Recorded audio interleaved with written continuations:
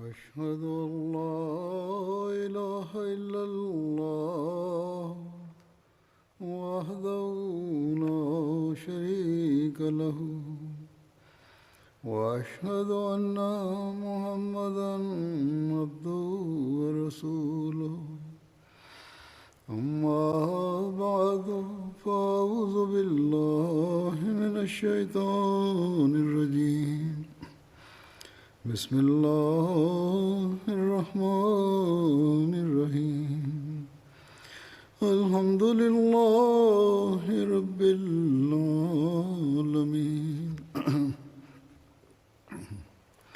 الرحمن الرحيم مالك يوم الدين إياك نعبد وإياك نستعين اهدنا الصراط المستقيم صراط الذين أنعمت عليهم غير المغضوب عليهم ولا الضالين.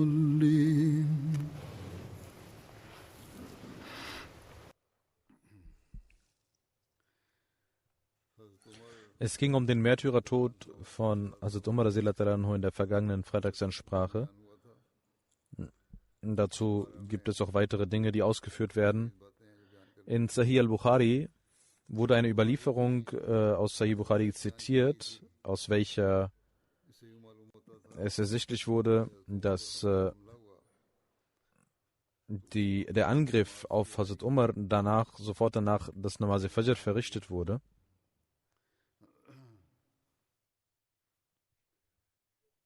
Und Hazrat Umar radiallahu anhu nicht in der Moschee gewesen sei. Gemäß einer anderen Überlieferung heißt es aber, dass Hazrat Umar sofort nach Hause genommen wurde und später das Namaz verrichtet wurde. Und in der Exeget und der Ausführer von Sahih al-Bukhari, Allama ibn Hajar, hat eine andere Überlieferung noch zitiert und gesagt, dass Ibn Abbas überliefert hat, als Umar verwundet wurde und Blut floss und er ohnmächtig wurde, da hielt ich ihn fest und mit anderen Leuten und brachte ihn nach Hause. Er war ohnmächtig, bis der Morgen dämmerte und als er zu sich kam, schaute er auf uns und sagte, haben die Menschen schon gebetet? Und ich sagte, ja, die Menschen haben schon gebetet. Und er antwortete, jener ist kein Muslim, der nicht betet. Und er machte das Wusu und betete. In Tabqat Kubra heißt es auch, dass Umar von den Menschen mit nach Hause genommen wurde und Abdurrahman bin Auf das Namaz leitete. Es heißt auch, dass Abdurrahman bin Auf die zwei kleinsten Suren des Heiligen Koran, Wal Asr und Inna Atainaka al-Kausar, rezitierte oder Wal Asr und Qul Ya ayyuhal Kafirun rezitierte. An einer anderen Stelle heißt es so. Über den Mörder von Hazrat Umar heißt es in Tabqat Kubra, als Hazrat Umar angegriffen wurde, da sagte er zu Abdullah bin Abbas, geh und schau, wer versucht hat, mich umzubringen. Also Abdullah bin Abbas sagt, dass ich ging und die Tür aufmachte und sah, dass Menschen sich vor dem Haus versammelt hatten, die nicht wussten, wie es ihm geht. Und ich fragte, wer hat den Dolch auf Amirul Mu'minin gelegt?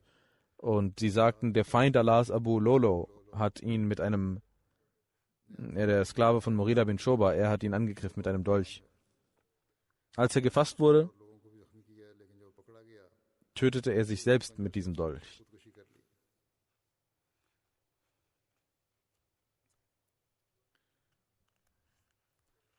Über die Frage, ob Hazrat Umar radiallahu anhu, ob sein Märtyrertod ein persönlicher Angriff war oder ob es eine Intrige war, darüber haben einige Historiker geschrieben, dass Hazrat Umars Märtyrertod nicht aus persönlicher Mordlust geschah, sondern eine Intrige war, eine Verschwörung war.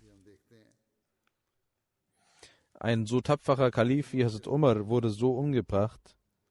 Und wir sehen, dass die Historiker und die Biografen über den Märtyrertod von Menschen immer still sind, beziehungsweise darüber schreiben und dann nicht weiter ausführen. Und hier scheint es zu sein, dass Abu Lolo Firoz ihn, Hazrat Umar, es scheint, dass er ihn aufgrund einer temporären Wut angegriffen hätte.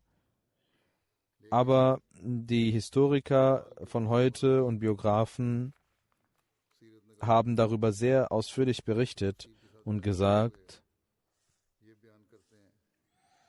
dass dies nicht ein persönlicher Tod, ein persönlicher Angriff war, sondern eine Verschwörung gegen Hazrat Umar war. Und es war etwas Geplantes. Es wurde von langer Hand geplant, dass man Hazrat Umar töten wollte. Und der iranische Ritter Harmazan, der scheinbar ein Muslim war und Medina lebte, war auch in dieser Verschwörung mit beteiligt. Die Historiker von heute haben über die alten Biografen und Historiker sich beschwert und gesagt, dass sie nicht darüber ausführlich berichtet hätten, weil dies eine Verschwörung und Intrige war. Ein wichtiges Buch, Al-Bidaya wa Nihaya, in der Geschichte, dort steht, dass angenommen wird, dass Harmadan und Jufaina mit beteiligt waren bei der Ermordung von Hazrat Umar radhiyallahu anhu.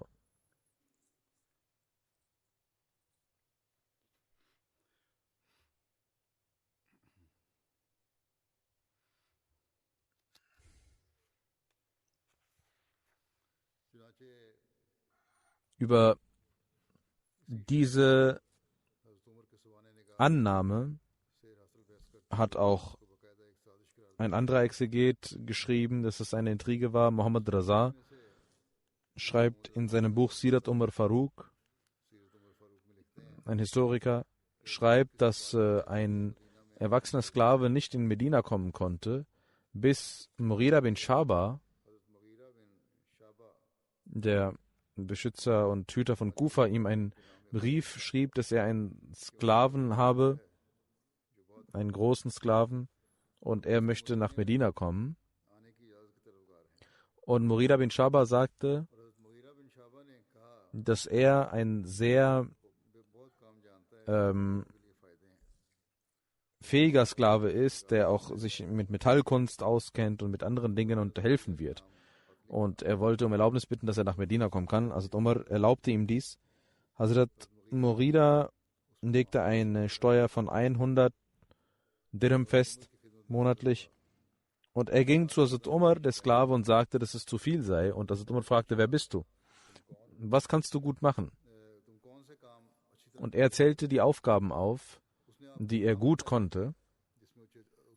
Hazrat Umar sagte, aufgrund der Fähigkeiten ist das in Ordnung, was verlangt wird. Und er war wütend und ging zurück. Hazrat Umar wartete ein paar Tage. Einmal kam der gleiche Sklave wieder zu ihm und Hazrat Umar rief ihn und sagte, ich habe erfahren, dass du auch eine Mühle bauen kannst. Der Sklave war zornig und schaute zu Hazrat Umar und sagte, ich werde für sie eine Mühle bauen, dass die Menschen darüber sprechen werden. Als der Sklave nach hinten schaute Hazrat Umar zu seinen Gefährten und sagte, dieser Sklave hat mich bedroht. Und nach ein paar Tagen hatte Abu Loloa unter seinem Gewand 2 Dolche versteckt und er griff Hazrat Umar an, so wie auch in der letzten Khutbah berichtet wurde. Und ein Angriff geschah im Unterleib. Abu Loloa hatte einen Groll gegen Hazrat Umar, weil die Araber sein Land besiegt hatten und ihn zu Sklaven gemacht hatten und sein König fliehen musste. Wann immer er einen Sklaven, ein Kind sah, nahm er sie und legte seine Hand auf ihre Köpfe und sagte, die Araber haben mich zerfressen. Als Abu Lola beschloss, Hazrat Umar zu töten,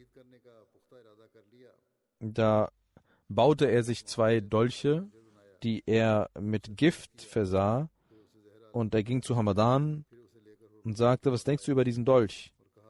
Hamadan sagte, ich glaube, du kannst damit jeden töten, den du damit angreifst. Und Hamadan war ein Ritter der Perser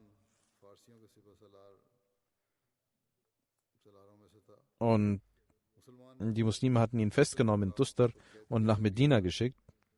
Als er Hazrat Umar sah, fragte er, wo sind die Beschützer und Wächter von Hazrat Umar? Und die Gefährten sagten, er hat keine Wächter. Er hat keine Sekretäre, er hat keine Wächter. Und er antwortete, er ist wie ein Prophet. Und dann wurde er zu einem Muslim. Und Hazrat Umar legte 2000 Dirham für ihn fest. Und er durfte in Medina bleiben. In Tabqat ibn Sa'd heißt es gibt eine Überlieferung, in der es heißt, dass Hazrat Abdurrahman dieses Messer sah, mit dem Hazrat Umar getötet wurde. Und er sagte, ich habe dieses Messer bei Hamadan und Jufena gesehen. Und ich fragte, was wollt ihr mit diesem Messer tun? Und sie antworteten, wir schneiden damit Fleisch, weil wir das Fleisch nicht anfassen. Hazrat Ubaidullah bin Umar fragte Abdurrahman, haben Sie diesen Dolch oder dieses Messer dort gesehen? Und er sagte, ja, ich habe es dort gesehen. Ubaidullah bin Umar nahm sein Schwert und ging zu beiden und tötete beide. Hazrat Usman rief Hazrat Ubaidullah. Als er zu ihm kam, fragte er ihn, was hat dich dazu gebracht, dass du die beiden getötet hast, obwohl sie in unserer Zuflucht sich befinden? Ubaidullah ließ Usman zu Boden stürzen, bis die Menschen Hazrat Usman befreien konnten von Hazrat Ubaidullah. Als Hazrat Usman ihn rief, hatte Hazrat Ubaidullah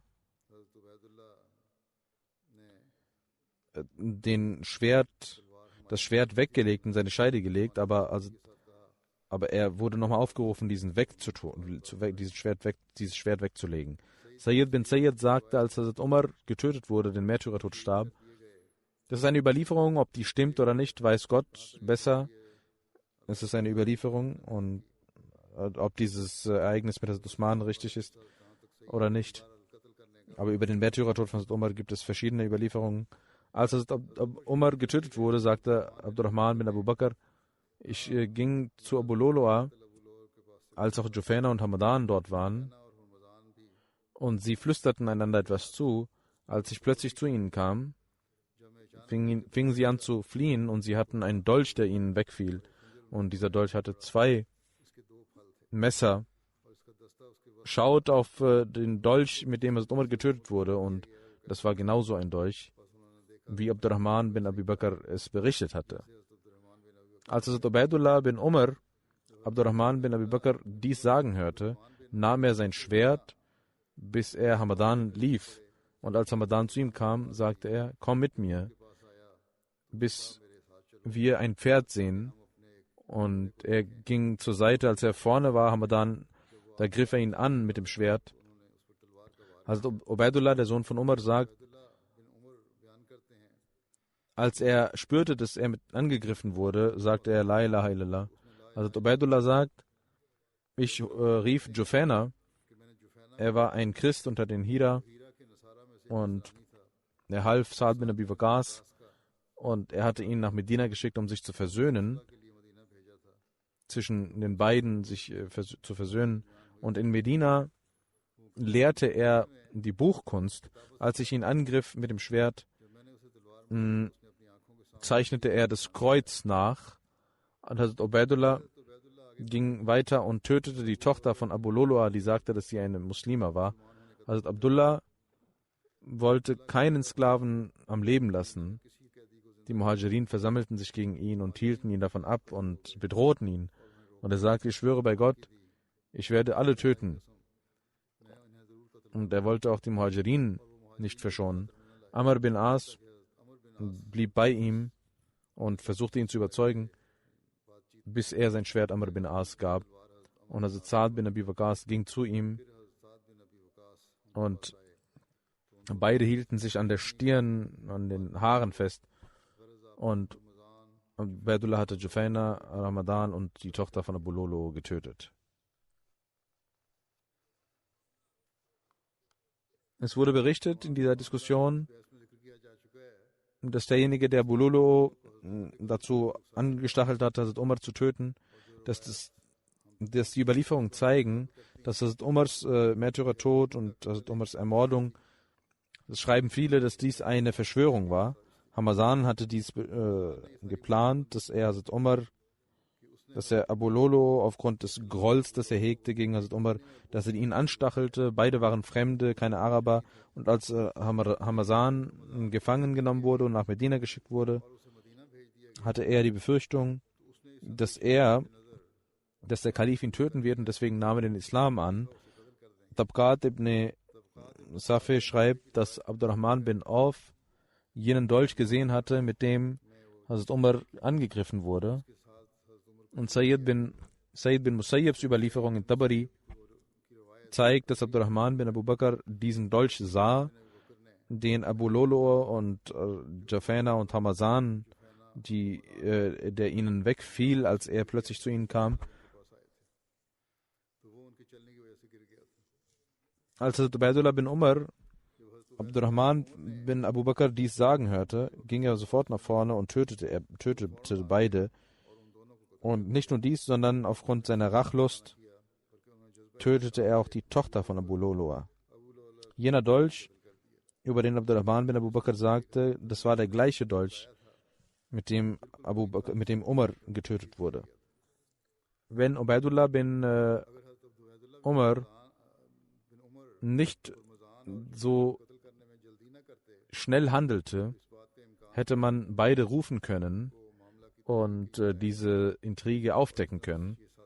Wenn man all dies beachtet, dann kann man das verstehen ganz gut, dass dies eine Intrige und eine Verschwörung war. Und Abu Lolo das in die Praxis umsetzte. Das sagen die Leute, die dafür sind, dass dies eine Verschwörung war. Ein weiterer Biograf, Dr. Muhammad Hussain Hakel, schreibt in seinem Buch, dass es folgendermaßen geschah, als die Muslime über die Perser und Christen siegten und über sie herrschten, über ihre Länder, und der persische König fliehen musste.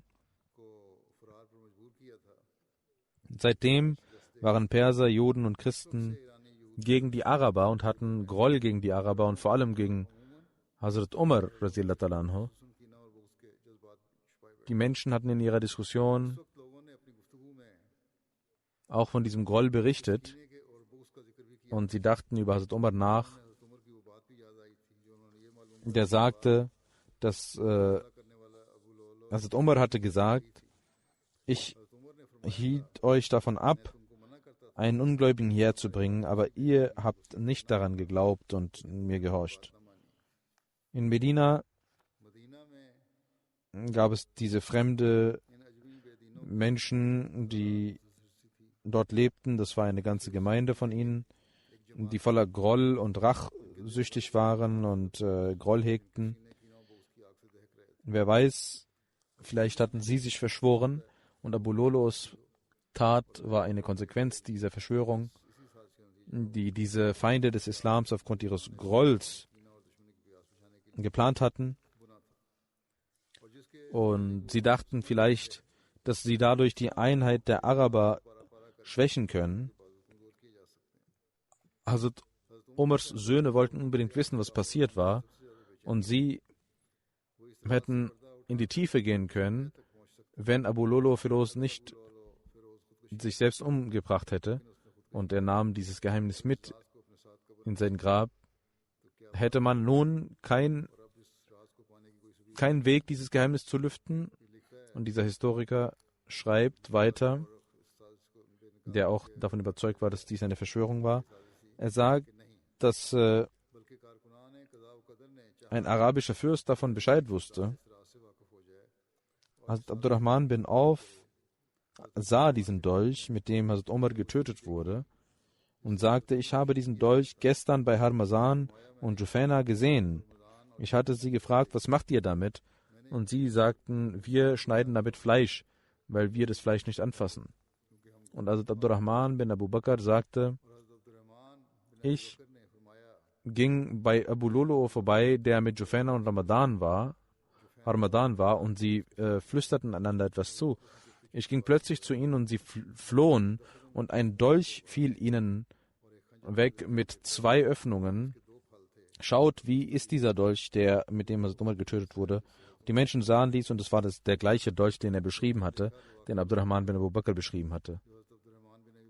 Und es gibt keinen Zweifel, sagt der Schreiber, dass beide wahre Zeugen sind und in der Tat es wert sind, angenommen zu werden unter den Muslimen. Und sie sagen, dass der Dolch, mit dem Hazrat Umar getötet wurde, bei Harmazan und Jufaina vorhanden war. Ein Zeuge sagt, dass er Abu Lolo sah, wie er mit beiden sprach. Und das ist in der Nacht gewesen, bevor Hazrat Umar am Morgen getötet wurde. Kann jemand da noch einen Zweifel haben, dass Amir al-Mu'minin dieser Verschwörung zum Opfer fiel mit den 3 wichtigen, mit diesen 3 Charakteren und Protagonisten? Es kann aber auch sein, dass andere mit beteiligt waren, andere Iraner, über die die Muslime herrschten. Als Abdurrahman bin Abu Bakr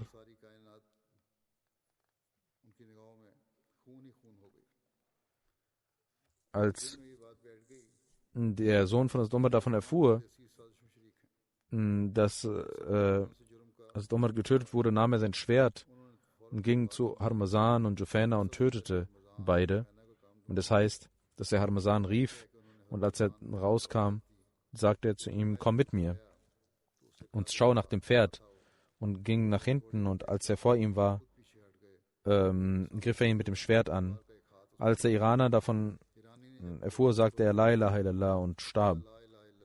Es heißt, dass Ubaydullah bin Umar sagte, also der Sohn von Hazrat Umar, dass ich dann Jufaina rief, und er war ein Christ aus Hira und ein Freund von Saad bin Abi Waqas, und Saad hatte ihn nach Medina geholt, wo er anderen die Buchkunst lehrte. Und als ich ihn angriff, zeichnete er das Kreuz nach vor seinen Augen. Also Abdullahs zweiter Bruder war genauso rachsüchtig aufgrund des Todes von seinem Vater Hazrat Umar. Und die al-Mu'minin Hazrat Hafsa war am wütendsten. Jedenfalls hat niemand das Recht, auf eigene Faust Rache zu üben. Das war ihm nicht erlaubt, dass er selbst richtet. Der heilige Prophet sallallahu alaihi wasallam und nach ihm hatten die Khulafa das Recht zu entscheiden, und das Recht in die Hand zu nehmen war nicht die Aufgabe eines jeden Menschen. Und diese Khulafa waren es, die dazu in der Lage waren und befähigt waren und das Recht hatten, zu entscheiden über solche Dinge und auch über Rache zu entscheiden. Also Ubaidullahs Pflicht wäre es gewesen, als er von der Verschwörung erfuhr, weswegen sein Vater starb, dass er Amirul Mu'minin, den Kalifen der Zeit, darum bat, und er hätte wenn der Beweis da wäre, hätte er geboten, den Mörder töten zu lassen. Oder wenn er das nicht wollte und sah, dass das nicht stimmt, hätte er etwas anderes entschieden können oder sagen können, dass nur Abu Lolo schuldig war. Jedenfalls hatte er nicht das Recht gehabt, dies zu tun, Ubaydullah. Auch wenn dies eine Verschwörung gewesen wäre, wäre es besser gewesen,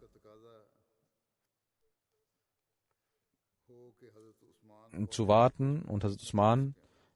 Kann sein, dass Hazrat Usman aufgrund der Verhältnisse nicht sofort recherchiert hat. Und einige Biografen sprechen heute darüber, und es scheint auch etwas dran zu sein, dass diese Verschwörer auch weitergingen und auch Hazrat Usman dieser Verschwörung zum Opfer fiel. Und heute es noch stärker erwiesen ist, dass der Fortschritt des Islams durch solche Angriffe verhindert werden sollte.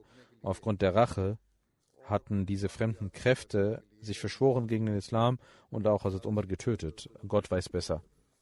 In Sahih Muslim heißt es, dass Hazrat Ibn Umar überliefert, als mein Vater angegriffen wurde, war ich mit ihm und die Leute priesen ihn und sagten, Gott möge mit dir zufrieden sein und möge ihnen das Beste geben. Und er sagte, ich fürchte mich vor Gott.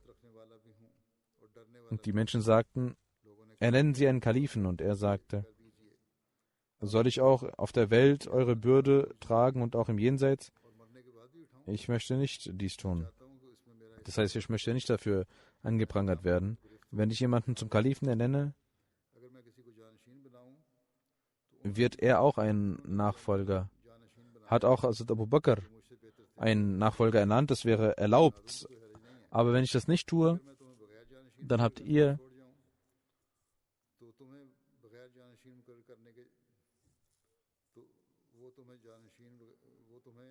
dann kann man das auch tun. Das heißt, das zweite Beispiel, was er nannte, ist vom heiligen Propheten sallallahu alaihi wasallam, der keinen Nachfolger ernannt hatte.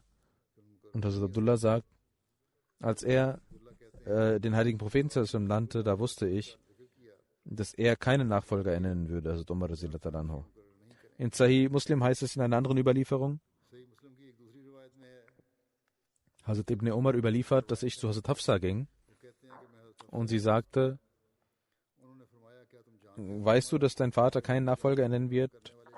Und ich sagte, ja, er wird es nicht tun. Hazrat Hafsa sagte, er wird dies tun. Und er sagt, ich werde nochmal mit Hazrat Umar sprechen. Und er sagt, ich blieb ruhig und fragte ihn aber nicht. Und er sagt, mein Zustand war, als ob ich einen Berg tragen würde. Ich ging zu ihm und Hazrat Umar fragte, wie es den Menschen ging. Und ich sagte zu ihm, die Menschen sagen dies und jenes. Und ich sagte ihm alles. Und dann fragte ich ihn, ich habe Menschen etwas sagen hören und ich will es ihnen sagen und habe es geschworen. Und die Menschen glauben, dass sie keinen Nachfolger nennen werden. Wenn es jemanden gäbe, der ihre Kamele hüten würde oder ihre Ziegen und zu ihnen kommen würde und sie freilassen würde, würden sie sehen, dass er diese verschwendet. Es ist wichtig, dass die Leute einen Hüter haben. Und er sagt, dass es Umar mir zustimmte und seinen Kopf senkte und wieder hob und zu mir schaute und sagte, Allah wird seinen Glauben beschützen. Wenn ich keinen Kalifen ernenne, hat doch auch der heilige Prophet keinen Kalifen ernannt. Und wenn ich dies tue, hat Hazrat Abu Bakr dies aber getan. Beides wäre recht, sozusagen. Hazrat Ibn Umar, der Sohn von Hazrat Umar, sagte, ich schwöre bei Gott, als Hazrat Umar den Namen von dem heiligen Propheten und Abu Bakr nannte, da wusste ich, dass er gemäß der Praxis des heiligen Propheten keinen Nachfolger nennen würde. Hazrat Niswar bin Makhrama überliefert, als Hazrat Umar verwundet wurde, hatte er große Schmerzen. Hazrat Ibn Abbas sagte zu ihm, als ob er ihn trösten würde, Amirul Mu'minin, sie waren beim heiligen Propheten sallallahu alaihi wasallam und haben ihn immer beschützt. Und er verließ sie, als der heilige Prophet mit ihnen zufrieden war. Dann waren sie mit Hazrat Abu Bakr anhu und haben ihn unterstützt. Und er ging von ihnen, als er mit ihnen zufrieden war. Und dann waren sie mit den Gefährten und haben sie immer gut behandelt. Und wenn sie jetzt diese verlassen, werden sie in einem Zustand sie verlassen, dass sie alle mit ihnen zufrieden sind. Hazrat Umar anhu sagte, du hast etwas gesagt über den heiligen Propheten und über sein Wohlgefallen. Und das ist eine Güte Gottes, die er mir erwiesen hat. Und das, was du über Hazrat Abu Bakrs Unterstützung gesagt hast und seine Gefälligkeit, das ist auch eine Gütererweisung von Allah, die er mir erwiesen hat. Und das, was du über die Sorge von mir gesagt hast, ich sorge mich nicht um mich, sondern ich sorge mich um euch. Ich schwöre bei Allah, wenn ich so viel Gold hätte wie die ganze Welt, würde ich Fidya zahlen und als Lösegeld für die Erlösung. Das Muslim Maud anhu erklärt den Vers, وَلَيُبَدِّلَنَّهُمْ مِنْ بَعْدِ خَوْفِهِمْ أَمْنًا,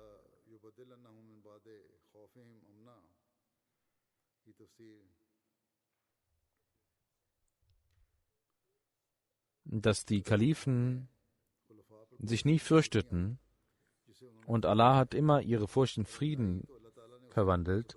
Es besteht kein Zweifel darin, dass Hazrat Umar den Märtyrertod starb, aber wenn man die Ereignisse sieht, dann sehen wir, dass Hazrat Umar sich nicht fürchtete vor dem Märtyrertod, sondern er betete dafür: O Allah, gib mir den Märtyrertod und lass mich in Medina sterben.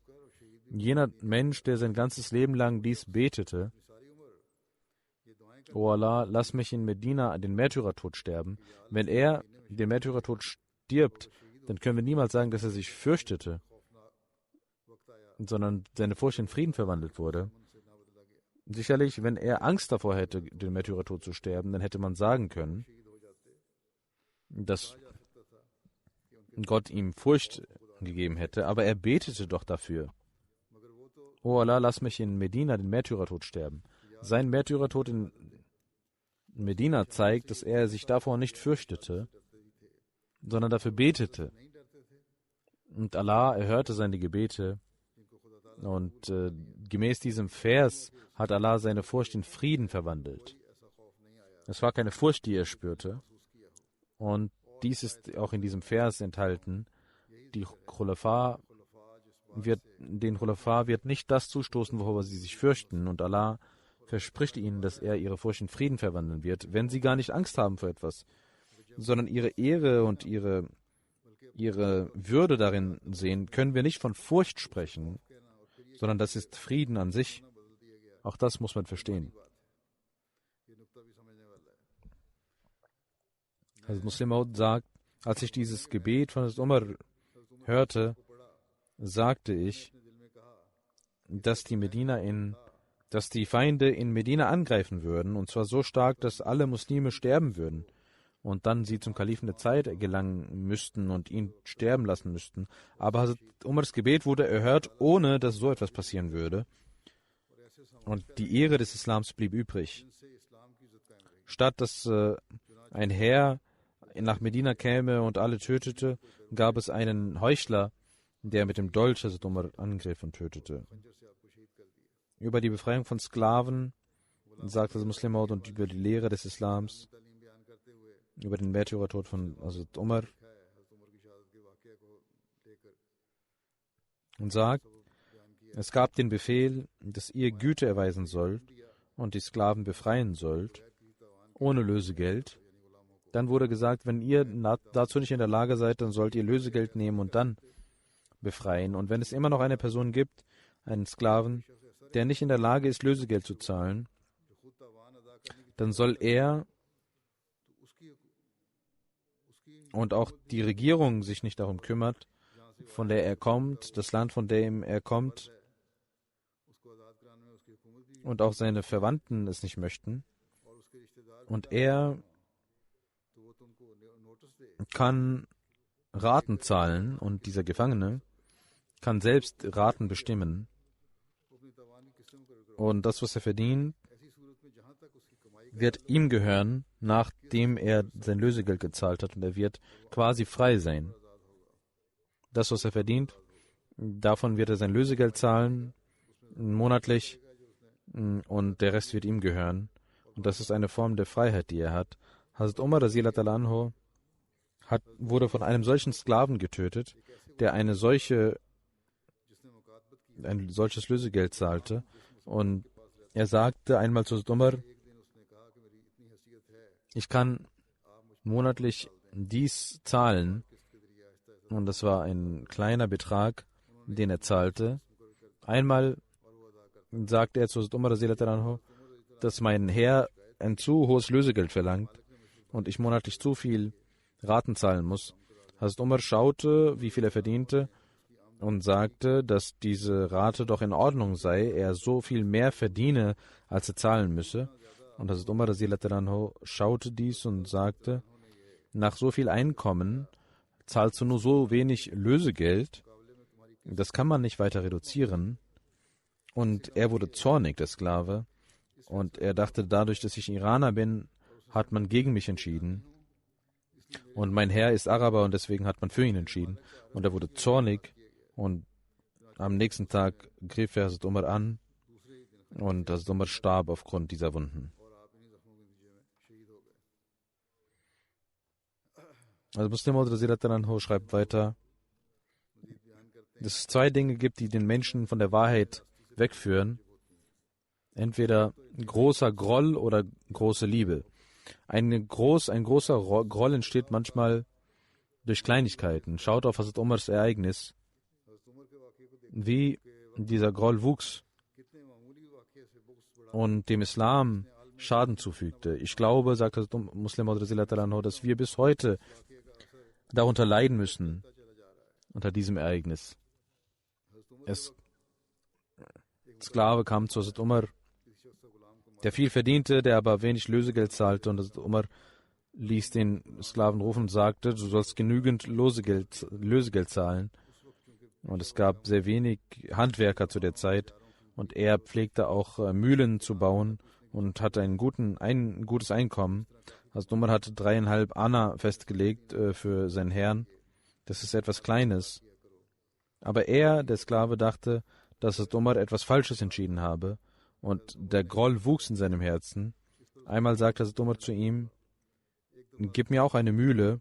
Und er sagte, ich werde eine solche Mühle für dich bauen, die sehr gut laufen wird. Und jemand sagte zu Hazrat Umar, er hat sie bedroht. Das ist eine Überlieferung, die vorher schon präsentiert wurde und auch in eigenen Worten wiedergegeben wird. Es geht um den gleichen Sklaven. Und Hazrat Muslim Maud sagt, dass in der ersten Überlieferung es heißt, dass Hazrat Umar sich selbst bedroht fühlte, und hier heißt es, dass jemand ihm das sagte. Einmal leitete Hazrat Umar das Gebet und er kam mit einem Dolch und tötete ihn. Jener Umar, sagte Muslim Maud, nur welcher der König von 100.000 Millionen Menschen war, der großartige Führer, wurde aufgrund von 3,5 Anna getötet. Jene Menschen, die Groll hegen, für sie ist 2 Anna oder 3 Anna nichts. Sie möchten den Durst ihres Grolls löschen. Und sie schauen nicht, was für uns besser ist und was für andere besser ist. Als der Mörder von Hazrat Umar gefragt wurde, warum er dies getan hat, sagte er, es wurde gegen mich entschieden und ich habe mich gerächt. Dies wurde vorher nicht überliefert. Es kann sein, dass da noch etwas Zeit war und er befragt wurde und er diese Antwort gab. Es ist möglich, dass er dies sagte und dann einen Selbstmord beging. Also Muslim Maud sagt, ich habe dieses leidvolle Ereignis zitiert und gesagt, dass der Islam heute noch darunter leiden muss. Jeder muss zwar sterben, aber ein Tod zu einem solchen Zeitpunkt, wo man kräftig ist schrecklich. Wenn man aber keine Kraft mehr besitzt und die Gesundheit abnimmt, denken die Menschen automatisch darüber nach, dass jemand sterben wird. Sie sprechen vielleicht nicht darüber, aber automatisch entstehen solche Eindrücke, sodass man über die Zukunft nachdenkt. Wenn der Imam stirbt, sind die Menschen sehr wachsam. Hazrat Umar war 63 Jahre, aber er war kräftig. Und die Gefährten dachten nicht daran, dass er sterben wird bald. Und aus diesem Grund waren sie überhaupt nicht vorbereitet für die Zukunft. Und so kam der Tod von Hazrat Umar. Und die Jamaat war quasi nicht bereit, den zweiten Imam zu akzeptieren. Und Hazrat Usman genoss nicht zu dem Zeitpunkt jenen Gehorsam, den er verdient hätte. Und zur Zeit von Hazrat Ali wurde es noch prekärer, diese Lage. Das waren auch Gründe für den Unfrieden im Islam, den Hazrat Muslim Anhu genannt hat, die er genannt hat.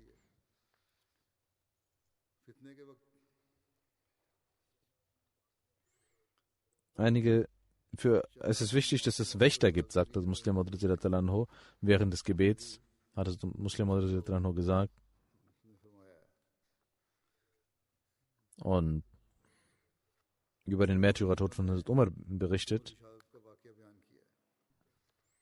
Muslim sagt, dass der Heilige Koran sagt, dass man auch Wächter haben sollte. Es ist zwar während des Krieges, wenn die ganze Jamaat beschützt werden muss, aber daraus kann man auch schließen, dass auch für kleine Unfrieden es wichtig ist, dass es einige Wächter gibt. Und es ist wichtig, dass dafür organisiert wird. Muslim sagt, wenn von 1000 Menschen 500 Wächter sind während des Krieges, kann man bei gewöhnlichen Zeiten 5 bis 10 Menschen von 1000 bestimmen. Und man kann nicht sagen, dass die Gefahr nicht da wäre. Was passierte mit Hazrat Umar? Er betete. Auch die Muslime waren im Gebet beschäftigt, als ein niederträchtiger Mensch kam und sagte, dass ein guter Zeitpunkt sei, um anzugreifen, und ging nach vorne und nahm seinen Dolch und griff Hazrat Umar an. Wenn auch danach jemand noch sagt, dass es nicht erlaubt sei, während des Gebets Wache zu halten, dann ist er verrückt und er zeigt nur seine Dummheit. Er ist wie ein dummer Mensch, der sich bei einem Kampf beteiligt und ein Pfeil ihn trifft und er blutet und er flieht und sagt, indem er sein Blut wegwischt: O Allah, möge dies ein Traum sein, möge dies ein Traum sein, möge ich noch leben. Die Geschichte zeigt, dass die Gefährten einmal nicht Wache hielten und deswegen auch leiden mussten, als Amr bin As nach Ägypten ging und dort das Gebiet vereinnahmte. Und es gab keine Wache während des Gebets. Als die Feinde sahen, dass die Muslime beim Gebet nicht wachsam sind, da schickten sie genau dann, als die Muslime in der Sajda waren, Menschen und fingen an, Muslime zu töten.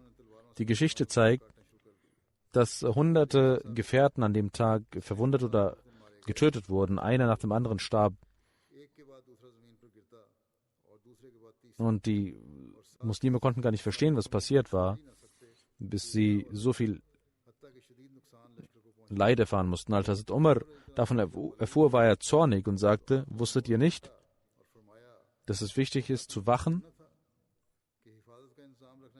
Aber sie wussten nicht, dass auch in Medina, Hazrat Umar wusste nicht, dass auch in Medina es wichtig gewesen wäre, dass er angegriffen werden würde.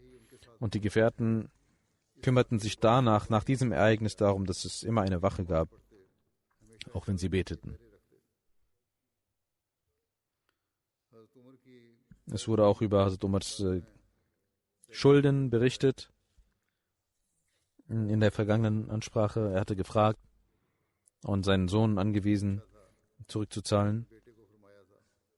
Er sagte zu seinem Sohn, Abdullah bin Umar: Schau, wie viele Schulden habe ich? Und er sagte, es sind 86.000 Dirham.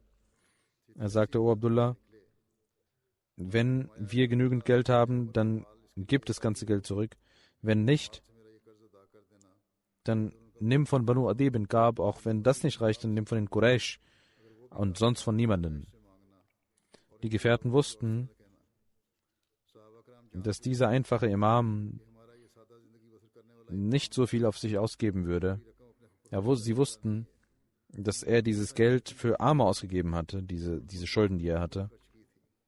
Und Abdurrahman bin Auf sagte zu Hazrat Umar: Nehmen Sie von Baitul Mal und zahlen Sie es da raus. Und Hazrat Umar sagte: Gott bewahre, möchtest du, dass du und deine Freunde nach mir sagen, dass wir Umar Geld gegeben haben? Heute werdet ihr mir das versichern, aber später werde ich dann keine Erlösung bekommen wegen euch. Und Hazrat Umar sagte zu Abdullah, seinem Sohn, du sollst die Verantwortung übernehmen. Und er nahm die Verantwortung dieser Schulden. Und Hazrat Umar war noch nicht begraben, als sein Sohn sich als Zeugen ausrief für diese Schulden. Und nach der Beerdigung von Hazrat Umar war der Freitag noch nicht da, als Ibn Umar zu Hazrat Usman mit dem Geld kam und dieses Geld zurückgab. Über die Begleichung der Schulden heißt es in dem Buch Wafa al-Wafa, Hazrat Ibn Umar überliefert, als Hazrat Umar verstarb oder im Sterben lag, war er verschuldet. Er holte Abdullah und Hazrat Hafsa und sagte, ich habe etwas Schulden aus dem Geld von Allah und ich möchte Allah treffen, dass in einem Zustand, wo ich keine Schulden habe, ihr sollt die Verantwortung darüber übernehmen und dafür dieses Haus verkaufen, in dem er lebte. Wenn aber noch etwas übrig ist, dann sollt ihr zu Banu Adi gehen und wenn immer noch etwas übrig ist, dann zu den Quraysh, aber zu keinem anderen. Aber Abdullah bin Umar, nachdem Hazrat Umar verstarb, ging zu Hazrat Muawiyah und er kaufte das Haus von Hazrat Umar. Das wurde Darul Qaza genannt. Und er verkaufte dieses Haus und konnte so die Schulden begleichen. Deswegen wird auch Darul Qaza Dane Umar genannt. Jenes Haus, durch das Hazrat Umar seine Schulden beglich. Es wird noch inshallah weitergehen in der nächsten Freitagsansprache darüber.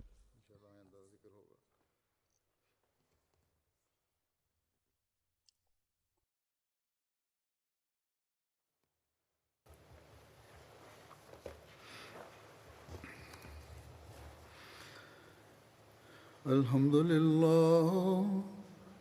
لله نحمده ونستعينه ونستغفره ونؤمن به ونتوكل عليه ونعوذ بالله من شرور أنفسنا ومن سيئات أعمالنا من يهده الله فلا مضل له ومن يضلل فلا هادي له ونشهد أن لا إله إلا الله وحده ونشهد أن محمدا عبده ورسوله